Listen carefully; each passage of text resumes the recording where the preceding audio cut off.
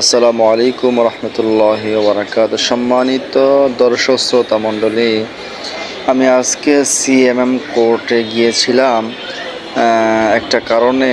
সেখানে গিয়ে দেখলাম যে আন্দোলন করার কয়েকদিন আগেও আমি গিয়েছিলাম, এই জায়গাটার মধ্যে হাজার হাজার পুলিশ প্রশাসন দাঁড়িয়ে রয়েছে। আজকে আপনারা দেখতেছেন একেবারেই আইন শৃঙ্খলা রক্ষাকারী বাহিনী শূন্য, মানুষ একেবারেই শূন্য।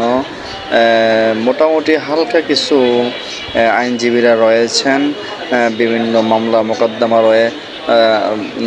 থেকে তারা বিভিন্ন মামলা মোকদ্দমা তারা তদবির করতেছেন। কিন্তু খুবই ভালো লাগলো যে এমন একটা কোর্ট 4 তারিখেই আমরা কত আইন শৃঙ্খলা রক্ষাকারী বাহিনী দেখেছি।